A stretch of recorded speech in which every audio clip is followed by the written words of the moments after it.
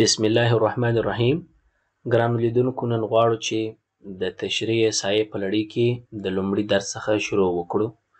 په لومړي درس کې ستاسو لپاره به پر بعضو اساساتو د احصایې بحث کوو او بعضې اصطلاحګانې چې په نوموړي مضمون کې قابل د استعمال دي او یا ډېر کاریږي د هغوی سره اشنا سو. په لومړي سر کې موږ غواړو چې د سټاټسټیکس علم څرنګه جوړ سو، ولې مهم دی او څه لپاره کار ځینې اخلو او کومې برخې پکښې شته، ټوله به پر همدغه عنوان باندې خبرې وکړو. سټاټسټیکس د ریاضي د علم یو بخش دی چې په خپل ذات کې ډېر یو پراخ کار ورته سوی دی. خصوصا د احصایې څخه کله چې نړیوال جنګونه رامنځته کېدل، په هغه وخت کې امریکا او ورته نورو ملکونو د احصایې استعمال ته خورا ډېر زیات پاملرنه وکړله او استعمال یې ډېر زیات اړین سو. په اوس زمانه کې چې څومره څېړنې په کار اچول کېږي، د هرې څېړنې د معلوماتو د راټولولو او د هغه د تحلیل او تشریح لپاره اړینه ده چې تر څو څېړونکی او یا پلټونکی د همدغه احصایې د تخنیکونو څخه په کار اچولو ستونزه حل کړي او ځواب ورته پیدا کړي. سټاټسټیکس په صورت عموم کې د یو خاص برخې څخه جوړ دی چې هغه نومریکل فیکټس دي. یعنی په احصایې کې ټول تمرکز پر دا دی چې عددي حقایق واضح کېږي. یعنی د دې دپاره چې موږ وکولی سو و پوښتنې ته و یا ستونزې ته د حل لاره راوباسو، نو مجبوره دی چې څېړونکي د همدغه علم څخه کار واخلي. نو سټاټسټیکس په صورت عموم کې 4 عمده فعالیتونه په کار اچوي. د دغه 4 عمده فعالیتونو دندې د همدغه عددي حقایقو یا ارقامو د راټولولو لپاره په کار اچول کېږي. یو دا دی چې اساسي دنده هغه د راټولول دی، کلیکشن دی. یعنی سټاټسټیکس تر ټولو یو عمده کار همدغه دی چې معلومات، عددي معلومات، نومریکل فیکټس دا ټوله راټولوي. وخت چې کله یې راټول کړل، څېړونکي ته اړتیا ده چې د بعضو تخنیکونو له لارې د همدغه علم تر چتر لاندې نوموړي معلومات سمبال کړي. نو د سمبال دپاره موږ کاروو چې هغه ارګنایز کړي.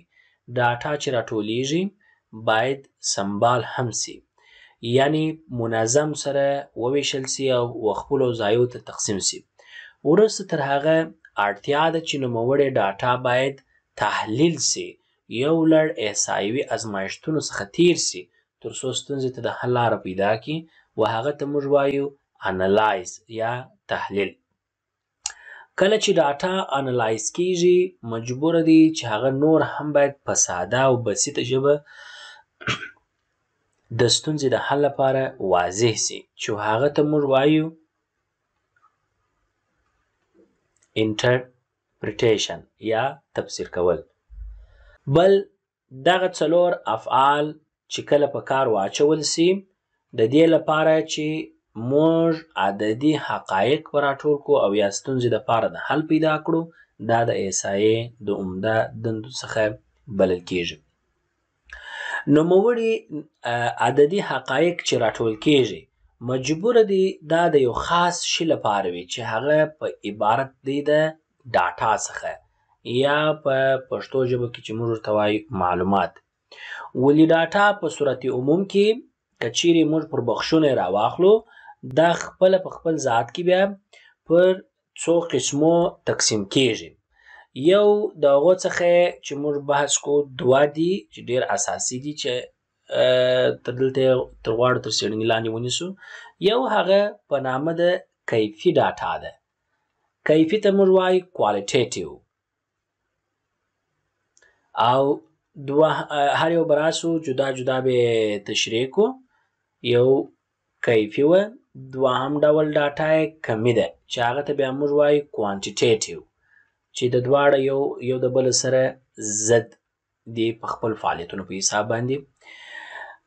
کوالټیټیو چې ټوله پر کیفیت باندې ولاړه ده، یعنی هر رنګه ډاټا چې راټولیږي په همهغه ډاټا کې باید پاترنز یا د ځواب ورکوونکو یا د نمونې یا د نفوس ولو که د نفوس راټولیږي یا د نمونې چې هغه هم در بحث لاندې نیسو د هغوی ټوله برخورد یا روش او یا سلیقه د هغوی پکښې تر چتر لاندې نیول کېږي. دغه چې د دوی برخورد یا روش نیول کېږي او هغه ورسره تحلیل کېږي، دا نوعه ډاټا ټوله کوالټیټیو ده چې په خپل ذات کې دا انټانجیبل ده. انټانجیبل څه هدف دا ده چې فیزیکلی ټانجیبل نه ده، لکه موږ وایو چې 3 4 5 دا برخورد دی ټوله، یعنی هغه موږ کولی سو اندازه کو، هغه اندازهګیري ته هم بیا راځو چې خپل یو نوم ورته کاریږي هغه وایو. مثلا که زه غواړم دا معلوم کړمه، داسې یو معلومات راټول کړمه چې و بازار ته د سودا کولو تاثیرات د هغه پر روحي خوشحالۍ باندې، یعنې څونه خوشحاله کېږي څوک ځي بازار کې سوداوې کوي. دغه چې زه درجه کوم، زه مجبور یم چې څو درجې ورکړمه. مثلا تاسو چې بازار ته ځئ څومره رضایت ښکاره کوئ د دې کار سره، ډېر، مناسب، لږ، هیڅ. نو دغه چې کوم درجه انتخابیږي دا ټوله څه دي؟ کیفي اړخ یا د روش په حساب د ریسپانډنټ یا ځواب ورکوونکو معلومات راټولوي. کوانټیټیټیو ډاټا د دوی برخلاف چې هغه ټانجیبل ډاټا ده او هغه ټوله کمي یا عددي ډاټاوې دي. عددي کېدلی سي نمبر وي، ټایم وي یا ډیټ وي. دا درې سره کېدلی سي موږ په کمي ډاټا کې شامل کړو. اوس نمبر څخه مې هدف څه دی؟ په نمبر کې مثلا موږ کولی سو وزن ورواچو، کېدلی سي قد ورواچو، کېدلی سي پیسې اماونټ ورواچو، انکم عاید ورواچو، کېدلی سي بلډ ګروپ د وینې ګروپ اندازه ورواچو، کېدلی سي سلسیس فارنهایت ورواچو، او یا داسې نور په ترتیب سره چې هر څه په پوښتنلیک یا پوښتنپاڼه کې قابل د استعمال و. دا ټوله د ډاټا تر عنوان لاندې راځي. موږ د دې ترڅنګ په احصایه کې دوې نورې اصطلاحې هم کاریږي چې غواړم دلته پر هغه اصطلاح باندې خبرې وکړم. یو په نامه د ایجوکیشنل ګیس څخه عبارت دی. ایجوکیشنل ګیس. دوهم ډول بیا پیور ګیس دی. په دې موږ پوهیږو چې ګیس یو خیال ته وایي چې کله یې موږ د یو شي په اړه کوو. ایجوکیشنل ګیس په احصایه کې عبارت د دې دی چې کله هره پریکړه نیول کیږي، هر ډیسیژن چې یا پریکړه اخیستل کیږي، هغه باید خامخا د یو احصایوي میتودونو څخه تر لاس لاندې تیر سوی وي. یعنی ځینې احصایوي میتودونه چې د دې لړۍ تر پایه به انشاءالله تاسو سره بلد سئ، هغه ورباندې استعمال سوي دي. کومه پریکړه چې راایستل سوې ده پر اساس د دوی د دغه ډول خیال ته څه وایي؟ ایجوکیشنل ګیس وایي. پیور ګیس بیا برخلاف تر دې چې په هغه کې کوم پریکړه چې نیول سوې ده هغه پر اساس د سټاټسټیکل میتودز نه ده نیول سوې، کوم احصایي میتودونه پکښې استعمال سوي نه دي. زیاتره داسې ابهامي تیوریانې چې هغه تر اوسه پورې هغه ته احصایوي کار نه دی ترسره سوی، نو موږ کولی سو هغه پر یو پیور ګیس باندې ومنو، نه پر یو ایجوکیشنل ګیس باندې. در دې هم نور مخته ځو، بعضې نورې اړینې اصطلاحې دي چې له مخه درځي چې په احصایه شروع وکړو باید یاد یې کړو. یو د هغو څخه موږ چې غواړو تمرکز ورباندې وکړو هغه د احصایې اړخونه دي، اسپیکټس دي، چې په احصایه کې په عمده توګه څو اړخونه شامل دي چې باید موږ او تاسې یې زده کړو. په احصایه کې دوه اړخونه ډېر عمده دي چې یو یې تیوریکي اړخ دی او بل یې اپلاید یا عملي. تیوریکي اړخ کې ټول تمرکز یوازې او یوازې کانسپټ دی چې موږ داسې برخو کې مثلا چې هلته د احصایې استعمال وي هغه پر تیوري باندې درېږي، پر تیوري موږ جنرالایز کوو او اپلاید ریسرچونه یا اړخونه چې بیا کله موږ غواړو ورته راځو هغه ټوله کرنټ اوسني پرابلمونه یا ستونزې چې په دنیا کې رامنځته کیږي یا په هر بخش کې رامنځته کیږي و نوموړې ستونزې ته د حل لاره پیدا کول له همدغه اړخونو څخه ځان تشکیلوي او کار اخیستل کیږي چې هغه مثلا موږ کولی سو ووایو په یو تولیدي کمپنۍ کې یا یو تصدۍ کې چې کله په د موټرانو په تولید کې د هغه د سرعت په برخه کې یو ستونزه رامنځته سي د موټر، نو بیا دی ګوري چې دا ستونزه له څه له وجې رامنځته شوې ده، د حل لاره ورته پیدا کوي. مګر خپله احصایه بیا که چیرې په عمومي ډول راسو او د اقسامو پر بنیاد یې تقسیم بندي وکړو، بیا نو احصایه پر دوو ډولو تقسیم کیږي. ټایپس چونکې خپله ټایپس ډیر لري هغه بیا په عموم کې پر همدغه دوو بخشو بیرته واپس تقسیم شوي دي.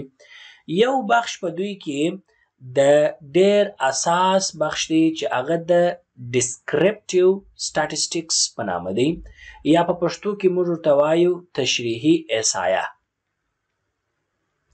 دوهم ډول چې ډیر زیات مشهور دی هغه د انفرنشل سټاټسټکس په نامه دی چې هغه ته موږ تاسې په پښتو کې استنباطي احصایه وایي. استنباطي احصایه د استنباط او د ډسکریپټیو په منځ کې لږ نور هم غواړم وضاحت ورکړم تر څو دا موضوع نور هم موږ او تاسو ته روښانه سي. ډسکریپټیو سټاټسټکس په صورت عموم کې درې فعالیتونه په کار اچوي تر څو بالاخره رایستل سوي عددي ارقام یا حقایق عددي حقایق چې وي هغه راته واضح او روښانه توګه ښکاره کړي. یو وظیفه د هغو څه ده؟ سمبالول دي، ارګنایز. دوهم د همهغه ډاټا ښودل یا ښکاره کول دي. دریم د هغه ډاټا تشریح کول دي.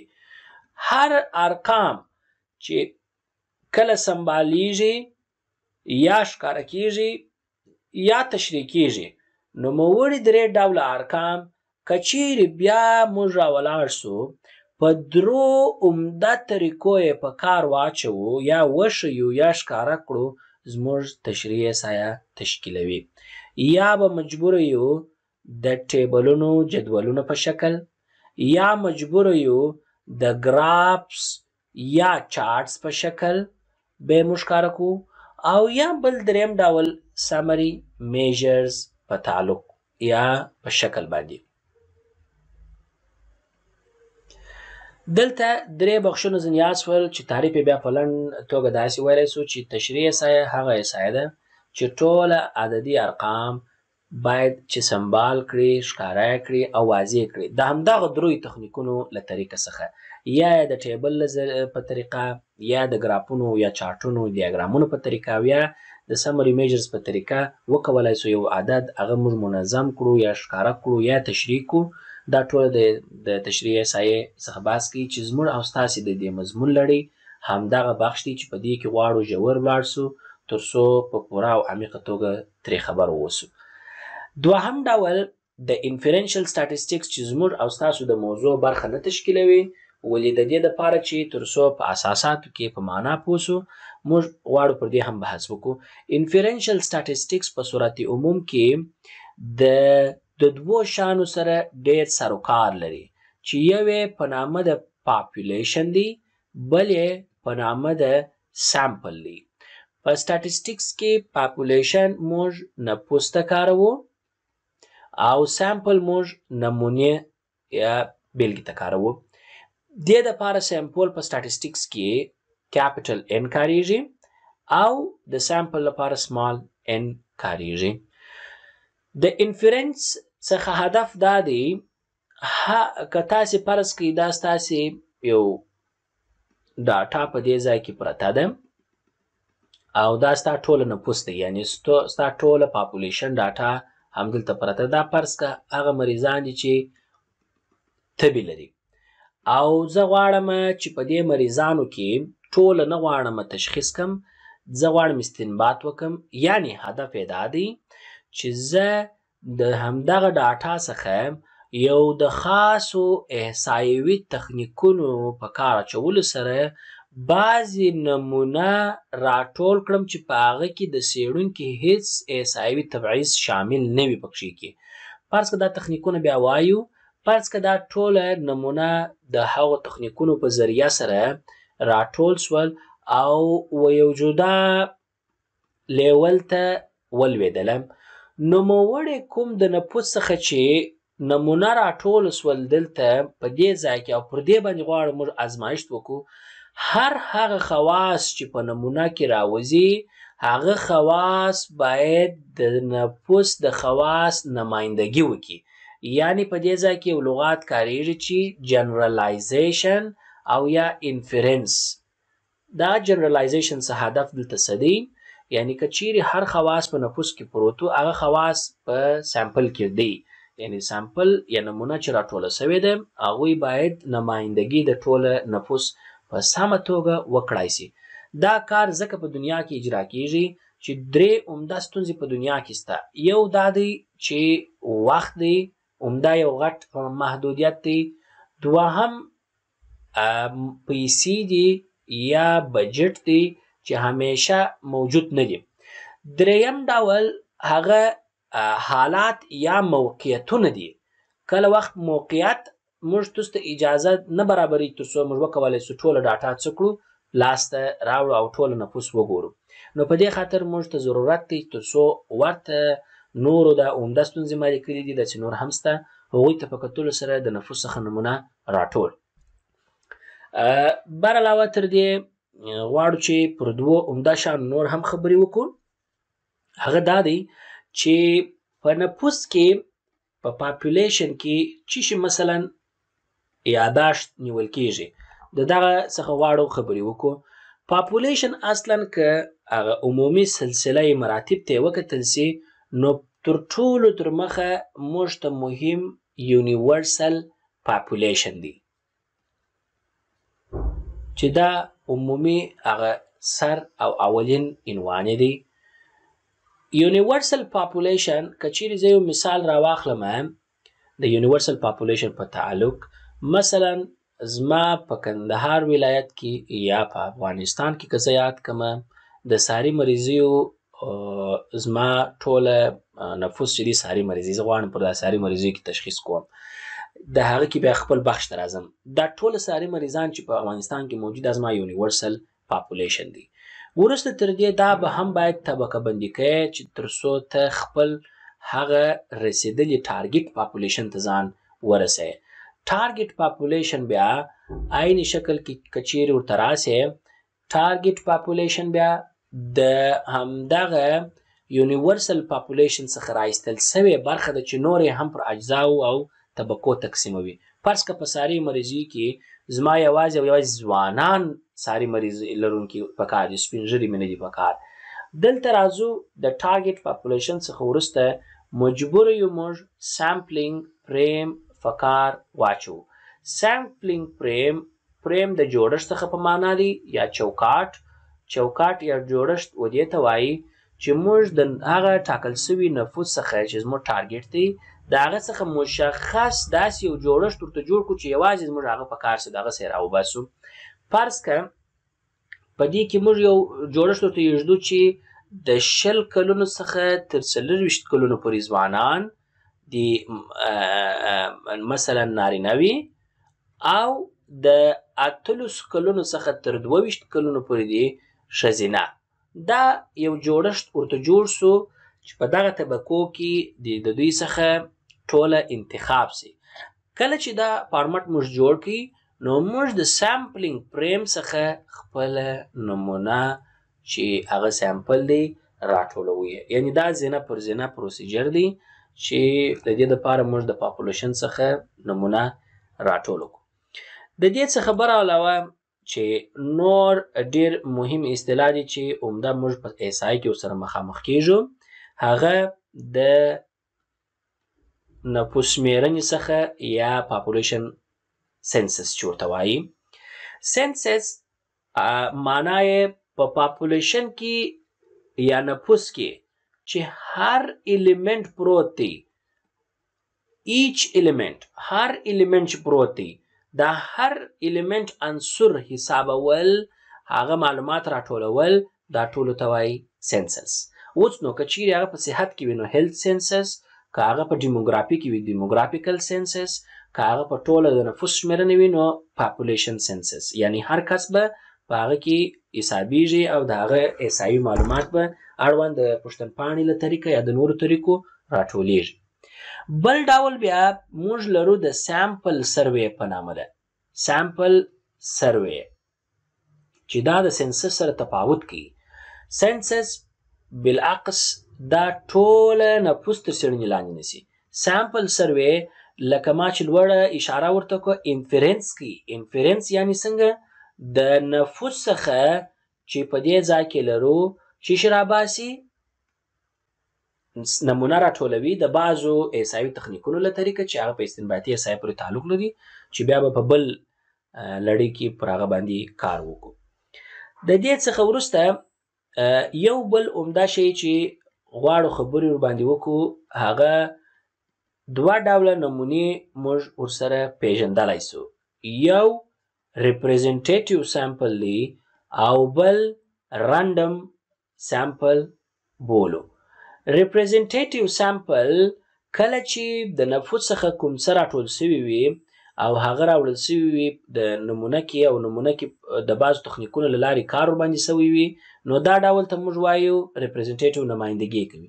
رانډم چې په هغه کې هم بعضې تخنیکونه شته چې د SRS و رازو د خیر هغه ته به وایو چې یو ریسرچر بغیر له تبعید څخه په یو ناګهاني او داسې توګه سره چې هغه د احصایي تخنیکونو څخه کار واخلي تر څو وکولی سي ټوله ډاټا راټول کړي په رنډم شکل سره، ناببره شکل سره، تر څو په هغه کې احصایوي او د څېړونکي تبعیض هیڅ شامل ونه اوسي.